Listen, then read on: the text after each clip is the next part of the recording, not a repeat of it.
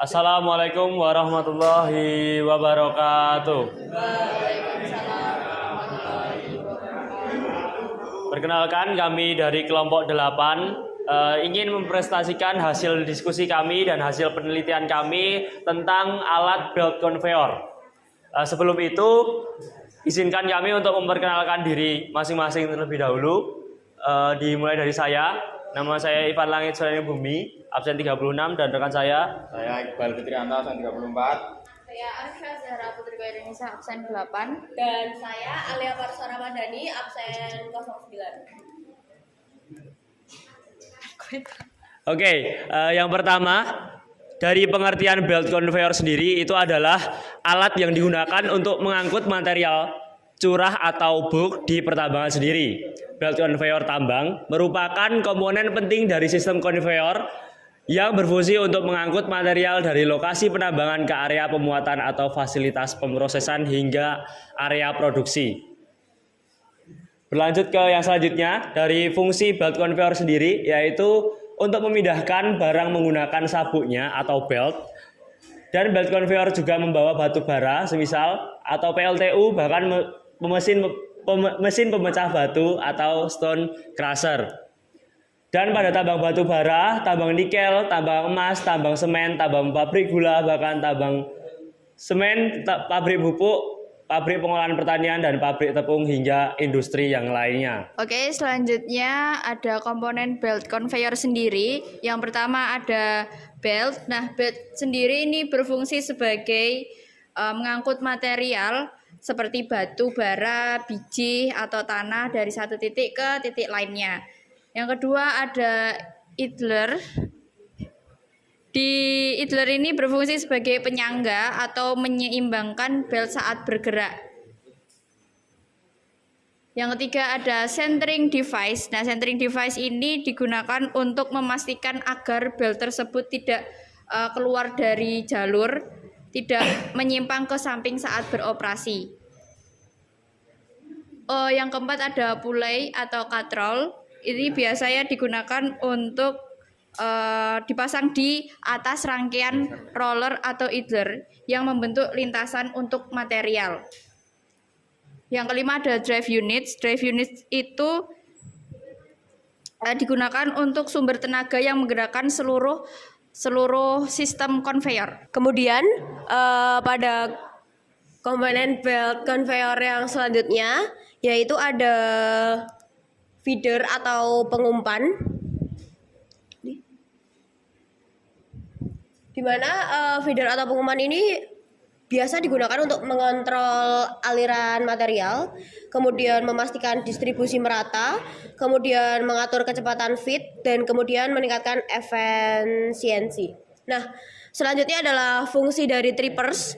Fungsi dari trippers ini sendiri adalah untuk mengalihkan material, untuk mendistribusikan material, penyesuaian posisi pembuangan, serta meningkatkan efisiensi. Kemudian ada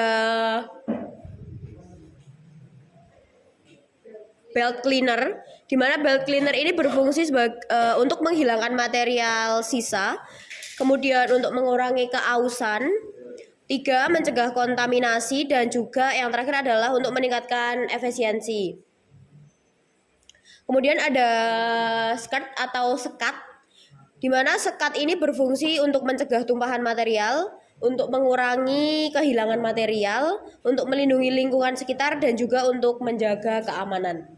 Kemudian yang selanjutnya ada holdback, di mana holdback ini berfungsi untuk mencegah pergerakan mundur, untuk menjaga ketegangan belt, kemudian untuk meningkatkan keselamatan. Lalu pada frame atau rangka ini berfungsi sebagai penopang komponen conveyor, kemudian menjaga kestabilan dan menyediakan jalur bed serta menampung dan melindungi conveyor itu sendiri. Ada jenis bahan galian yang menggunakan belt conveyor. Yang pertama ada batu bara, digunakan dalam pembangkit listrik dan industri lainnya. Yang kedua ada biji logam, seperti biji besi, tembaga, nikel yang perlu dipindahkan dari tambang ke fasilitas pengolahan. Yang ketiga ada batu gamping, digunakan dalam industri semen dan bahan bangunan. Yang keempat ada pasir dan kerikil, digunakan dalam konstruksi dan sebagai bahan baku untuk industri lain. Yang terakhir ada batu kapur, digunakan dalam produksi semen dan sebagai bahan dasar dalam industri kimia. Yang selanjutnya ada kelebihan dari belt conveyor itu sendiri. Yang pertama ada mampu membawa beban berkapasitas besar. Yang kedua, kecepatan sabuk dapat diatur untuk menetapkan jumlah material yang dipindahkan persatuan waktu. Yang ketiga, dapat bekerja dalam arah miring tanpa membahayakan operator yang mengoperasikannya. Yang keempat, memerlukan daya yang lebih kecil sehingga menekan biaya operasional. Yang kelima, tidak mengganggu lingkungan karena tingkat kebisingan dan polusi yang rendah. Yang keenam, lebih ringan daripada konveyor rantai maupun bucket konveyor. Yang ketujuh, aliran pengangkutan berlangsung secara terus-menerus atau continue belt conveyor. Yang selanjutnya ada kekurangan dari belt conveyor. Yang pertama ada sabuk sangat peka terhadap pengaruh luar. Misalnya timbul kerusakan pada pinggir dan permukaan belt. Sabuk bisa robek karena batuan yang keras dan tajam atau lepasnya sambungan sabuk. Yang kedua ada biaya perawatan yang sangat mahal. Yang keempat ada jalur pemindahan atau transfer line karena satu unit belt conveyor hanya bisa dipasang untuk satu jalur lurus. Yang kelima ada kemiringan atau sudut inklinasi yang terbatas. Jenis-jenis belt conveyor.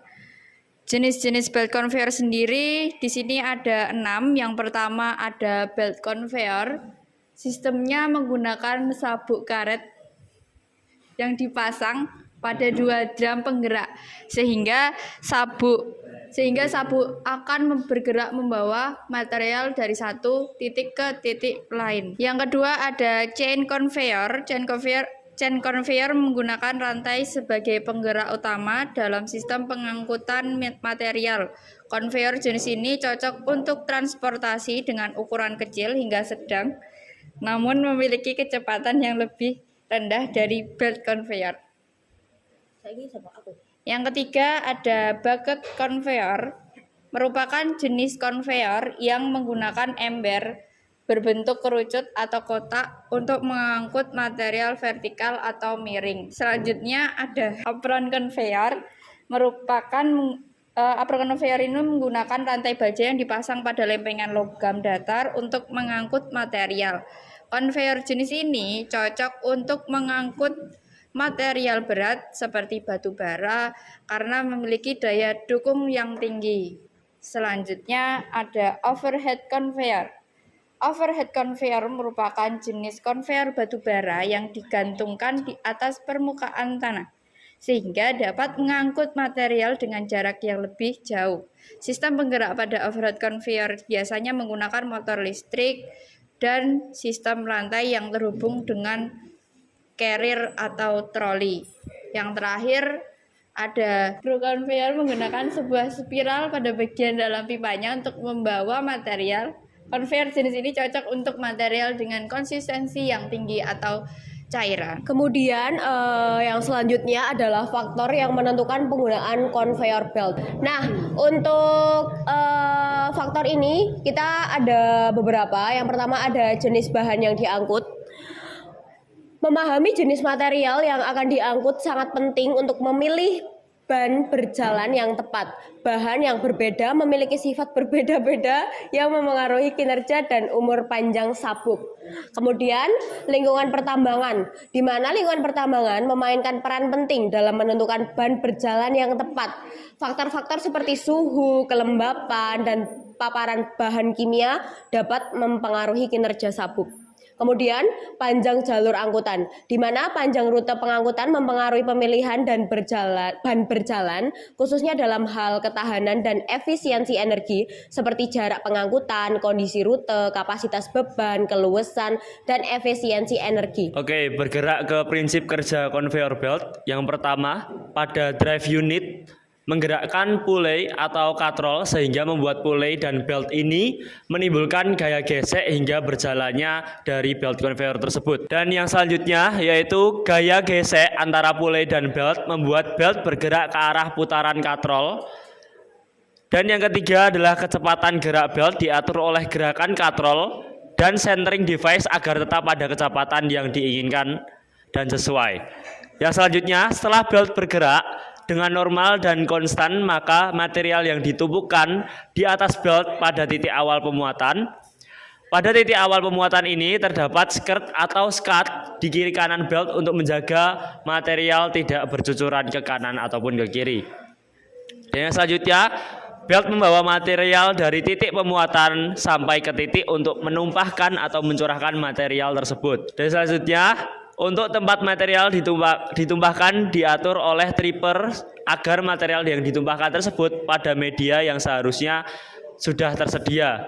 Dan yang terakhir, setelah material ditumpahkan, maka sisa-sisa material yang masih ada pada belt dibersihkan oleh belt cleaner. Dan yang terakhir adalah daftar pustaka atau daftar referensi atau bahkan literatur kami yang kami gunakan sebagai bahan presentasi kami yang kami cantumkan pada PPT presentasi dari kelompok 8 tentang belt conveyor. Itu tadi presentasi dari kami.